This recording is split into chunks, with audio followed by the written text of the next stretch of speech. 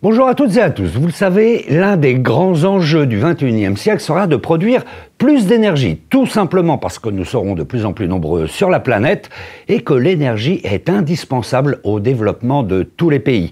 Seulement voilà, l'autre grand défi des années à venir sera aussi de mieux gérer, de mieux maîtriser à la fois nos ressources naturelles et nos consommations d'énergie, notamment en raison du changement climatique. Voici donc le sommaire de notre dossier spécial énergie. Et oui Fred, aujourd'hui j'ai de l'énergie à revendre. Et ça tombe bien, car de l'énergie il y en a partout. Dans les fleuves, les moteurs de voitures, dans notre alimentation et même dans chacune des cellules de notre corps. Mais au fait, c'est quoi l'énergie exactement? Et d'où provient-elle? De la maîtrise du feu aux éoliennes high-tech, en passant par l'exploitation du pétrole ou de l'énergie nucléaire, nous retracerons la grande aventure de la conquête de l'énergie. Mais aujourd'hui, face à l'épuisement de certaines ressources, comment peut-on produire de l'électricité autrement? Quelles sont les véritables réserves des énergies fossiles? Et comment développer les énergies renouvelables? Avec notre consommation toujours croissante, on risque la surchauffe, surtout pour la planète et notre climat. Nous embarquerons pour un tour du monde de l'énergie, destination l'Inde, la Chine, l'Afrique du Sud ou encore les États-Unis. Et enfin, nous verrons comment la France se prépare à la grande transition énergétique. Allez, vous êtes prêts à faire le plein? Alors, top départ! Et pour commencer, revenons sur la notion, ou plus exactement le concept d'énergie, un concept certes un peu abstrait et pas forcément facile à cerner. Aristote, vous savez, le philosophe grec de l'Antiquité, disait que l'énergie, c'est la force en action. Bon, je sais, c'est toujours un peu abstrait, mais si vous regardez bien l'animation qui suit, normalement, vous devriez tout comprendre. Concrètement, elle est où l'énergie? L'énergie est partout autour de nous, sous une multitude de formes. Elle est dans la rivière qui fait tourner la roue du moulin, dans le moteur d'une voiture, dans l'eau de la casserole que l'on chauffe, dans la force du vent qui fait tourner les éoliennes, et même en toi, il y a de l'énergie. C'est grâce à elle que je peux courir? Exactement. Elle fait fonctionner tes muscles et toutes les cellules de ton corps. En fait, l'énergie, c'est ce qui produit des actions comme effectuer un mouvement, chauffer ou encore éclairer un objet. D'accord, mais comment on la mesure, cette énergie? Avec une unité particulière que l'on appelle le joule. Pour te donner une idée, un joule, cela représente l'énergie d'une feuille de papier froissée en boule qui tombe du 7e étage sur ta tête. Elle t'effleure. C'est donc une petite quantité d'énergie. Par contre, si tu brûles cette même feuille de papier, cela représente pas loin de 84 000 joules. Waouh, quelle puissance! Attention, puissance ne signifie pas énergie. Bien souvent, il y a confusion entre ces deux termes qui sont liés. La puissance, c'est la vitesse à laquelle l'énergie est délivrée. Elle se mesure en watts, ce qui correspond à des joules par seconde. T'as pas un exemple pour bien comprendre? Eh bien, prenons la flamme d'un gros feu de bois ou la flamme d'une bougie pour faire bouillir un litre d'eau. Dans les deux cas, la même quantité d'énergie sera utilisée pour faire bouillir l'eau. Simplement, ça sera fait plus rapidement avec un feu qu'avec une bougie. L'énergie est dégagée plus rapidement avec le feu de bois qu'avec la flamme de la bougie. Le feu de bois est donc plus puissant que la flamme de la bougie. Ah oui, je comprends mieux. Autre chose très importante à savoir sur l'énergie, c'est qu'elle se conserve. La quantité totale d'énergie dans un système donné ne change pas. On ne peut donc ni la créer, ni la détruire. Ah bon? Mais dans l'exemple de l'eau qu'on chauffe, il y a pourtant de l'énergie qui est créée, non? Non, il s'agit d'un transfert d'énergie. Et c'est toujours ce qui se passe. L'énergie est transmise d'un système vers un autre, souvent sous une forme différente. Reprenons l'exemple du feu pour chauffer de l'eau. En brûlant dans l'air, le bois libère son énergie chimique. Cette énergie est transformée en chaleur, de l'énergie thermique, et en lumière, de l'énergie de rayonnement. Lors de cette réaction, la quantité d'énergie totale ne change pas. Elle change simplement de forme. Ok, comme dirait un certain Lavoisier, rien ne se perd, rien ne se crée, tout se transforme. Bon, dans le langage de tous les jours, on a souvent tendance à confondre énergie et électricité. Mais attention, ce n'est pas la même chose. En fait, l'électricité, c'est l'énergie finale qui résulte de la transformation de l'énergie primaire contenue dans nos ressources naturelles, comme par exemple le bois, le charbon ou le pétrole. Et pour produire une certaine quantité d'électricité, il faut beaucoup plus d'énergie primaire. Bah oui, quand on veut produire et transporter de l'électricité, il y a forcément des pertes. Regardez, petit rappel sur l'électricité.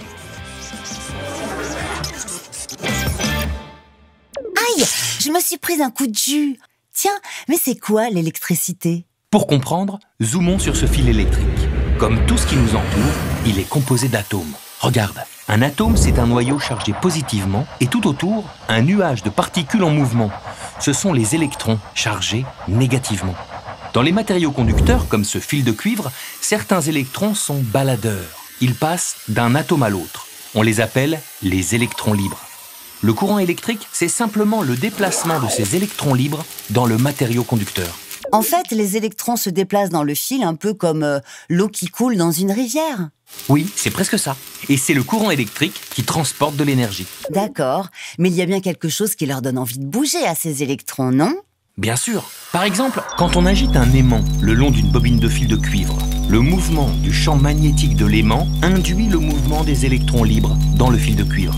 Ah, c'est ce qu'on utilise dans les centrales électriques? Oui, et on appelle cela un alternateur. Il fonctionne sur le même principe. D'ailleurs, on retrouve nos deux éléments. Un gros aimant qui tourne au centre de bobine de cuivre. À chaque variation du champ magnétique, les électrons libres entrent en mouvement et génèrent un courant électrique. Génial! Mais comment on fait tourner l'aimant? À l'aide d'une turbine reliée à l'axe de l'aimant de l'alternateur. Après, il existe plusieurs moyens de faire tourner cette turbine. Dans les centrales thermiques, on chauffe de l'eau grâce à la combustion du gaz, du charbon ou du pétrole. L'eau bouillante crée de la vapeur d'eau sous pression, comme celle qui sort d'une cocotte minute. Cette vapeur d'eau entraîne la turbine qui fait tourner l'aimant, ce qui crée le courant électrique. Et dans les centrales nucléaires, il se passe la même chose? Oui, mais pour produire de la vapeur, on ne brûle pas de gaz, pas de pétrole ni de charbon. On casse le noyau d'atomes d'uranium en deux. Cette cassure d'atomes, qu'on appelle fission, produit un fort dégagement de chaleur. C'est cette chaleur qu'on utilise pour créer de la vapeur d'eau. Ensuite, c'est le même principe. La vapeur entraîne la turbine, qui entraîne l'aimant, qui produit un courant. D'accord, mais l'uranium ou le charbon, on n'en aura pas pour toujours, non? Non, pas toujours. L'uranium, on le trouve dans l'uraninite, un minerai de la croûte terrestre. Mais le stock d'uraninite contenu dans les mines s'épuisera un jour. Pareil avec les ressources d'énergie dites fossiles. Les réserves de charbon, de gaz et de pétrole, qui ont mis plusieurs millions d'années à se constituer, s'épuisent elles aussi. Ah, c'est embêtant ça. Mais il existe d'autres sources d'énergie? Absolument. Des sources d'énergie renouvelables, comme par exemple l'eau ou le vent. Dans les barrages hydrauliques qu'on construit sur les fleuves et les rivières, l'eau, en chutant, fait tourner une turbine. Pareil avec le vent, il fait tourner les pales de l'éolienne. La suite de l'histoire est la même. La rotation mécanique entraîne l'alternateur et on obtient un courant électrique. Après, il ne reste plus qu'à le transporter dans les pylônes et lignes électriques jusqu'à nos habitations. Eh bien, quelle aventure électrisante! La première grande victoire des humains sur l'énergie a été la maîtrise du feu. Ensuite, les hommes ont apprivoisé la force du vent, la force de l'eau, et puis ils se sont mis à creuser de plus en plus profond pour exploiter le gaz, le charbon, le pétrole et plus récemment l'uranium. Voici la grande aventure de la conquête de l'énergie au fil du temps. La maîtrise des énergies par les humains, c'est toute une histoire. La seule source d'énergie dont les premiers hommes disposaient, c'était leur propre énergie musculaire. Au cours du Paléolithique, vers 400 000 ans avant Jésus-Christ, on maîtrise le feu. C'est le premier bouleversement majeur dans l'histoire de l'humanité. On peut désormais se chauffer, s'éclairer, cuire des aliments ou encore éloigner les bêtes sauvages. Plus tard, au néolithique de 6000 à 3000 avant Jésus-Christ, les hommes commencent à cultiver la terre et domestiquer des animaux. Ces derniers deviennent alors une source d'énergie, leur force est transformée en énergie mécanique permettant à l'homme de tracter des charges lourdes.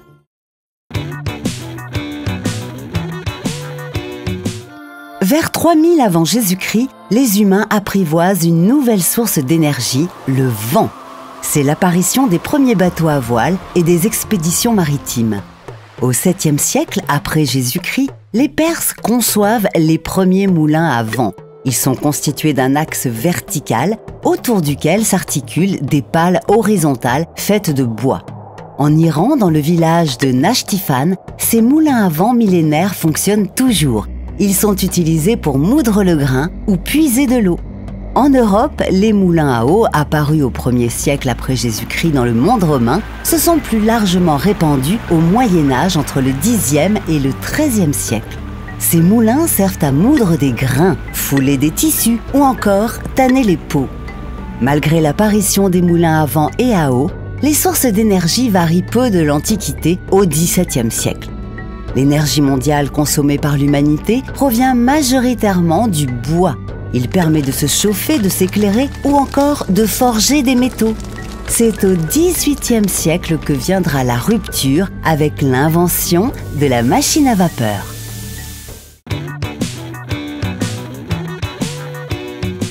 Au XVIIIe siècle, c'est la première révolution industrielle. Elle voit le jour au Royaume-Uni. L'ère des machines commence. D'ailleurs, cette époque est notamment marquée par l'apparition de la machine à vapeur de l'Écossais James Watt en 1769. Elle transforme la chaleur en énergie mécanique. Dans le même temps, on extrait de plus en plus le charbon, dont la combustion a un rendement bien supérieur à celle du bois. Le nombre de mines de charbon se multiplie rapidement. Le couple charbon-vapeur bouleverse la société. L'énergie est désormais disponible en plus grande quantité dans un même lieu. Il en découle des innovations en abondance, la locomotive et le bateau à vapeur, mais aussi de nouvelles machines-outils dans l'industrie textile et la sidérurgie notamment. Les innovations techniques sont frénétiques au cours de cette période. Au XIXe siècle, l'industrialisation du pétrole et de l'électricité donne un nouvel essor à la révolution industrielle. La recherche de sources d'énergie devient un pilier de l'économie.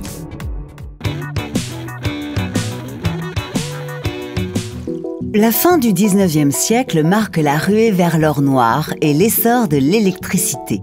En 1859, le premier puits de pétrole est exploité aux États-Unis. On extrait directement le pétrole du sol grâce à des tuyaux. Les progrès de la chimie permettent la transformation du pétrole à l'échelle industrielle. Parmi les premières applications, le kérosène utilisé pour l'éclairage. Aujourd'hui, le kérosène est utilisé comme carburant pour les avions.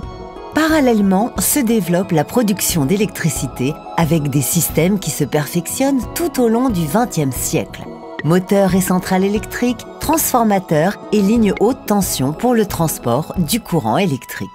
L'électricité est une véritable révolution pour une société qui met en avant le progrès et la modernité. La fée électricité devient le symbole de toute une époque, célébrée jusque dans les expositions universelles. Le XXe siècle est celui de l'essor de l'énergie nucléaire.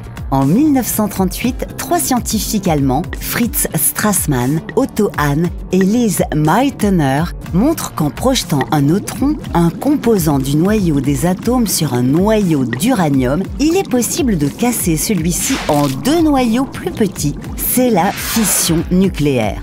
Lors de cette réaction, une grande quantité d'énergie est dissipée sous forme de chaleur. Cette découverte arrive à la veille de la Seconde Guerre mondiale, une période pendant laquelle les recherches sur l'énergie nucléaire vont se développer, notamment à travers le projet Manhattan. Ce projet mène à la construction des premiers réacteurs nucléaires au monde, permettant de fabriquer les premiers kilogrammes de plutonium, un atome radioactif utilisé pour la conception de la bombe atomique. Après la guerre, la fission nucléaire est mise au service de la production d'électricité. Dans les années 1960, l'énergie nucléaire entre dans une période d'industrialisation massive en Europe et aux États-Unis. Celle-ci est intensifiée avec le choc pétrolier de 1973.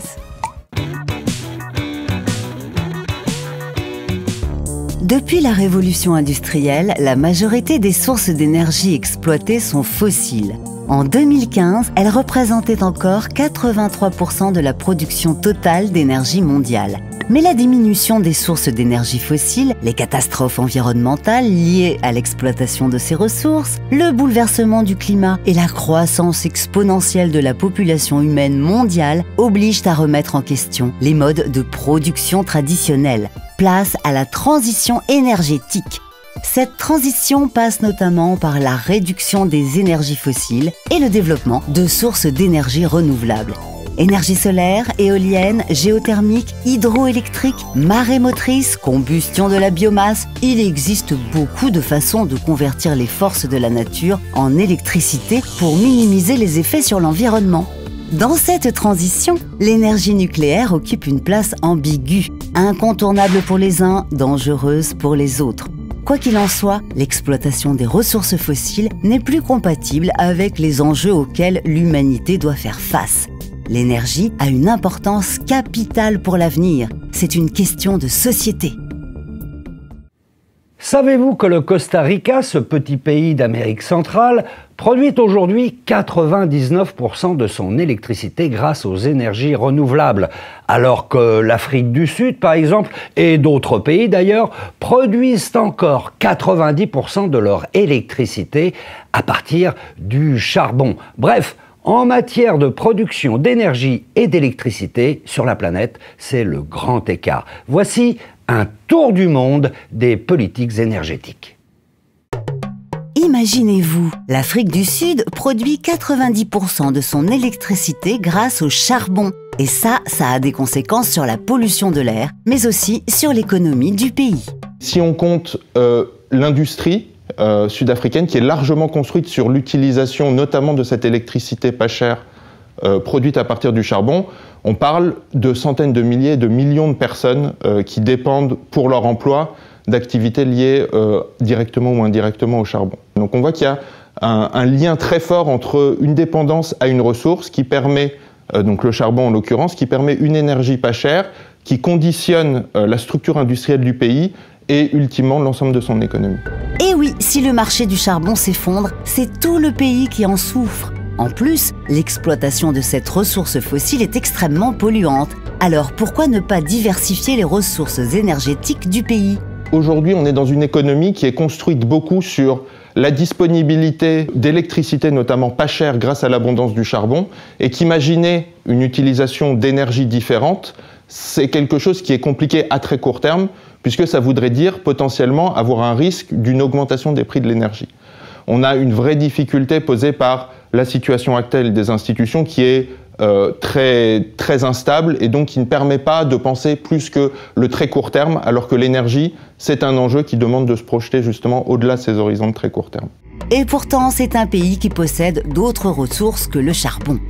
Il y a un vrai enjeu d'être capable de développer d'autres ressources que le charbon, et notamment on parle d'un pays comme l'Afrique du Sud qui est extrêmement bien doté en ressources potentiellement renouvelables, notamment un pays où il y a beaucoup de soleil, où on pourrait imaginer un développement de ressources solaires très importantes.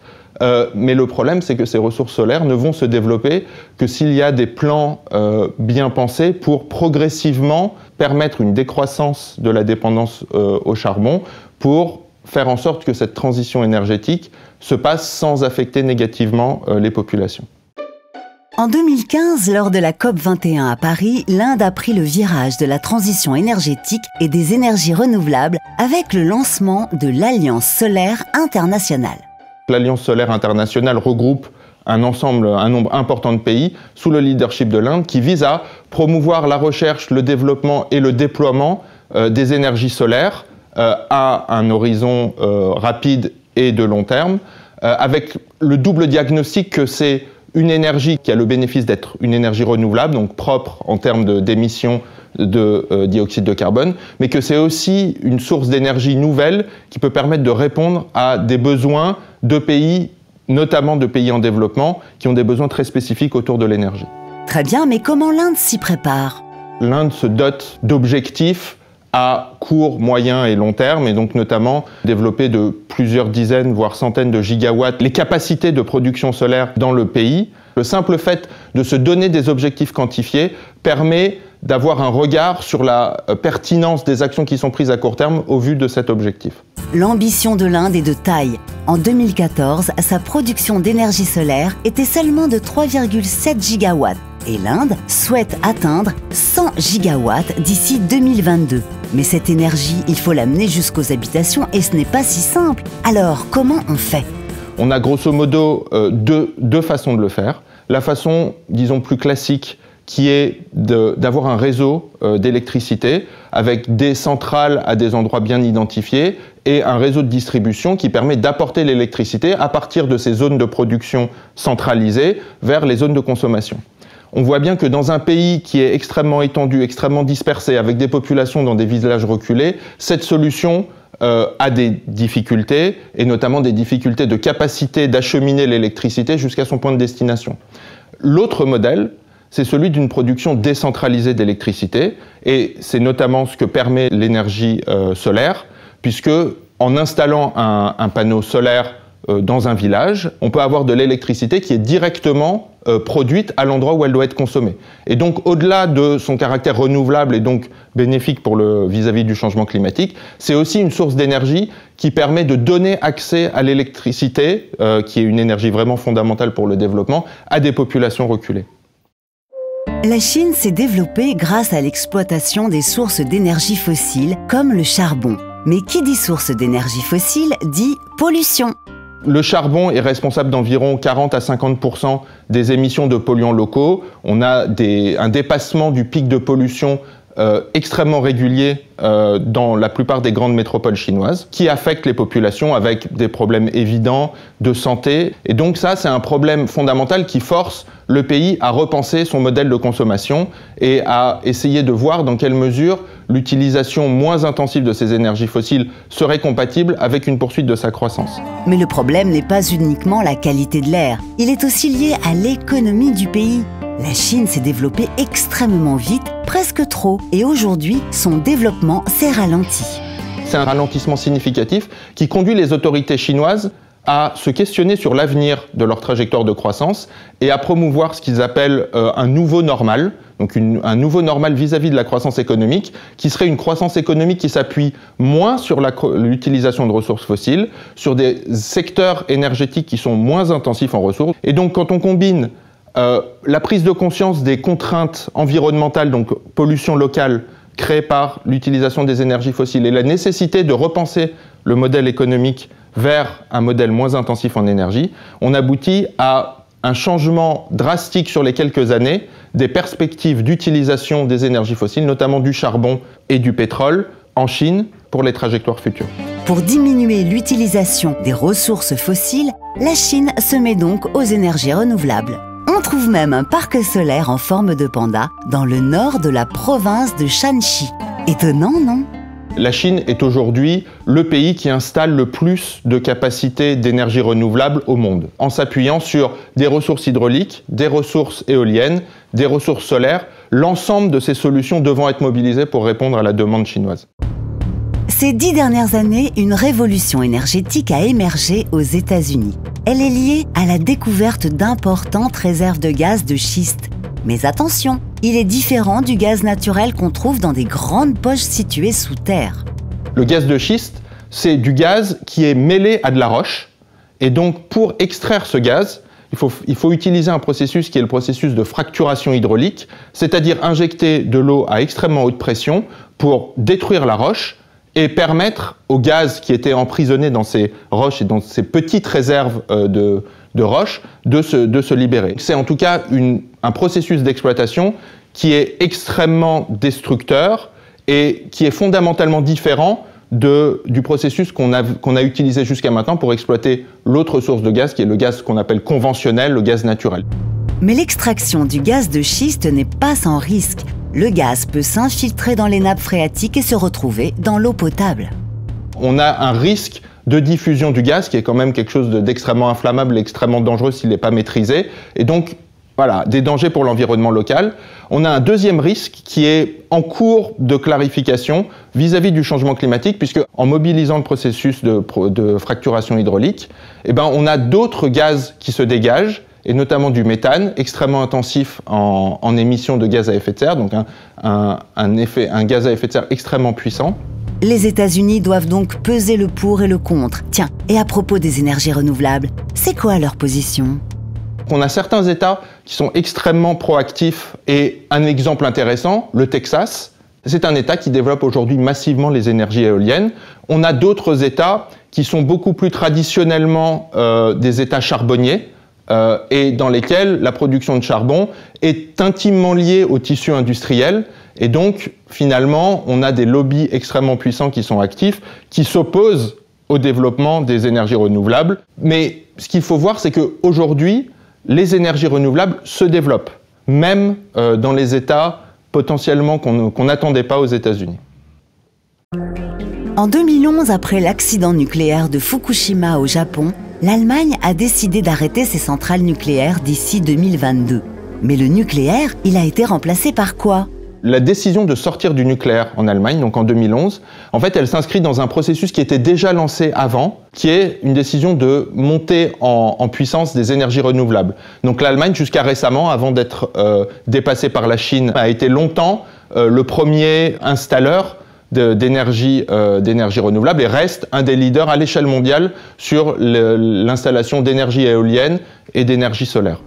On parle donc de la transition énergétique. L'objectif, c'est d'atteindre 50% d'électricité produite par des énergies renouvelables. Pour réussir cette transition, les changements se font à plusieurs échelles.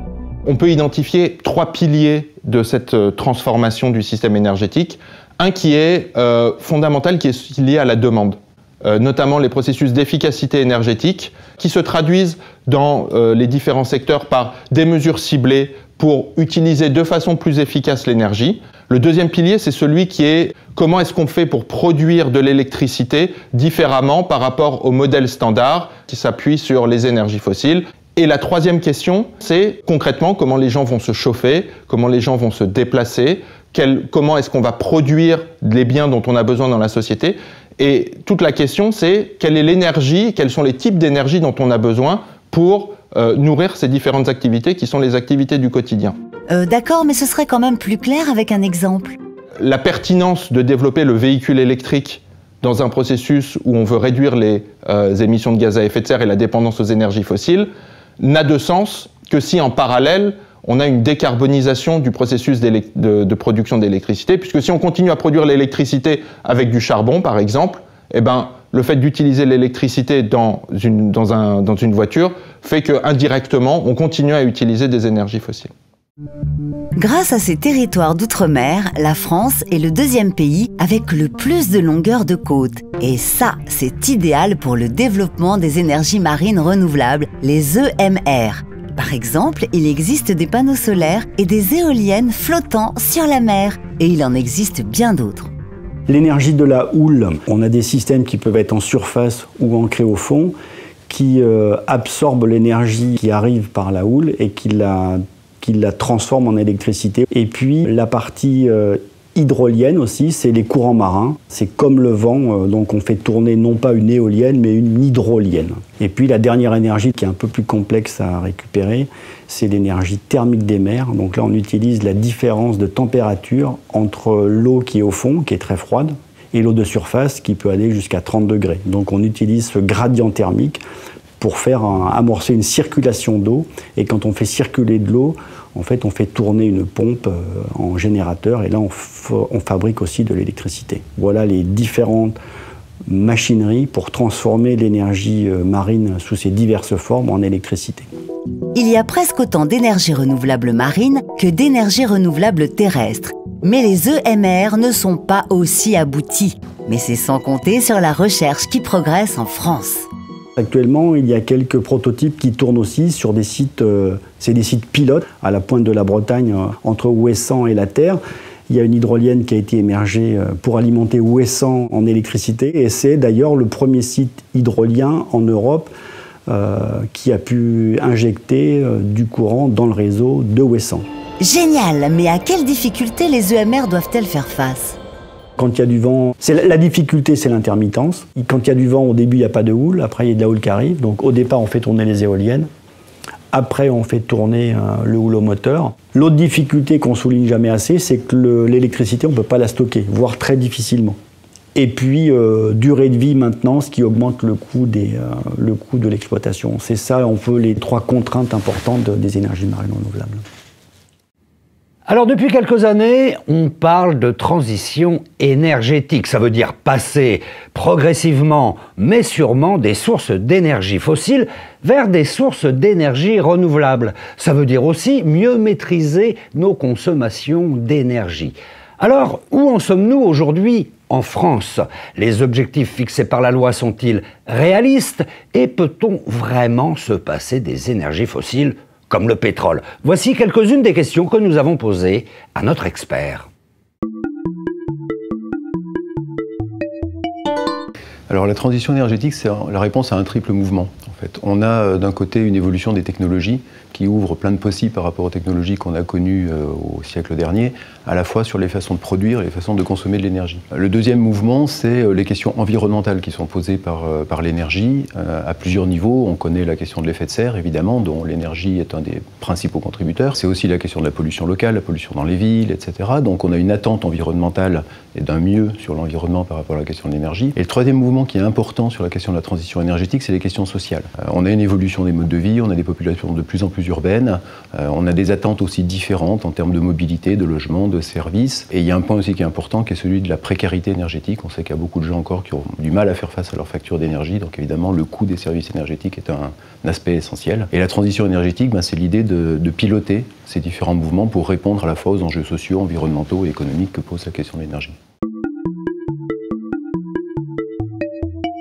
C'est tous les secteurs pour plusieurs raisons. Par exemple, tout ce qui a trait à la rénovation énergétique du bâtiment, en considérant que pour réussir cette transition, et notamment pour réduire à la fois la facture des gens, à la fois la question des gaz à effet de serre, il est important d'essayer de mieux isoler le stock de bâtiments existants. On peut construire des bâtiments neufs aujourd'hui très performants, mais le problème c'est qu'on a évidemment des dizaines de millions de logements qui eux ne le sont pas. Un autre exemple, c'est le développement du véhicule électrique, qui passe par des mesures à la fois d'aide à l'achat du véhicule électrique, des mesures de développement de bornes de recharge, etc. La transition énergétique, c'est la question aussi de l'azote, du N2O, et là c'est l'agriculture, c'est les engrais qui sont à l'origine de ces émissions de N2O. Donc en fait, arriver à la neutralité, c'est-à-dire arriver à émettre très peu, parce que les puits de carbone sont finalement pas très importants, ça veut dire qu'on doit transformer tous ces secteurs. Donc c'est vrai des transports, c'est vrai de l'industrie, c'est vrai de l'agriculture, c'est vrai évidemment du bâtiment. Tous les secteurs sont concernés. Après, la nature des solutions est très différente d'un secteur à l'autre.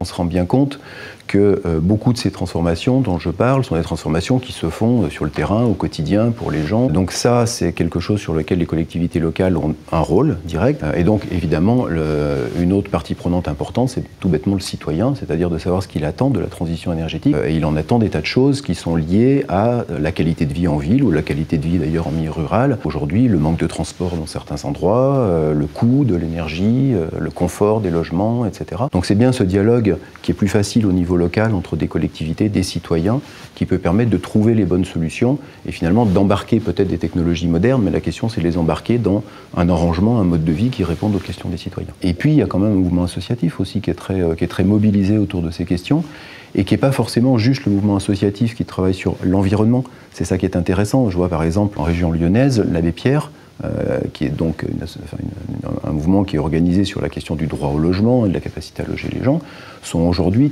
très mobilisés sur ces questions de transition énergétique dans leur secteur, parce que c'est pour eux un enjeu important sur la résolution des questions de précarité.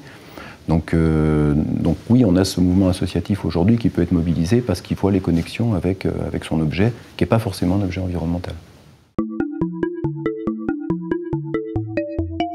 On a un parc de production d'électricité qui est très original par rapport à nos voisins. 80% du parc est un parc nucléaire et on a construit l'essentiel de notre parc d'électricité en 10-15 ans.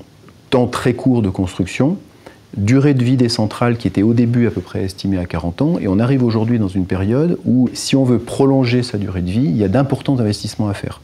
À partir de l'année prochaine d'ailleurs, on a des centrales qui arrivent à cet âge de 40 ans et sur lequel il faut prendre des décisions. Est-ce qu'on investit ou est-ce qu'on les arrête? Et c'est sur cette dynamique-là que construit la loi de transition énergétique qui disait on ne prolongera pas la durée des centrales nucléaires et ça crée un espace pour de l'investissement qui est de l'investissement essentiellement énergie renouvelable.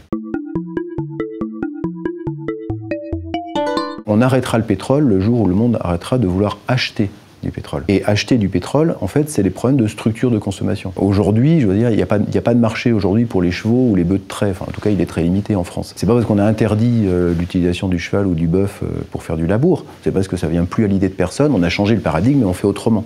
Et en fait, c'est vraiment ça la question de l'énergie. La question de l'énergie aujourd'hui, on sait qu'on peut produire de l'énergie de tas de façons et qu'on a, entre autres, des technologies qui permettent de la produire sans trop d'impact environnemental, à condition de la produire en quantité maîtrisée quand même. Mais la vraie difficulté, aujourd'hui, c'est est-ce que tout ce qu'on fait dans la vie, on peut le faire en recourant à ce type d'énergie?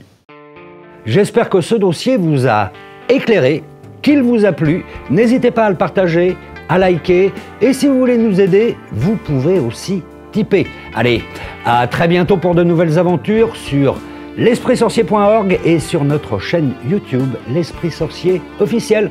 Ciao!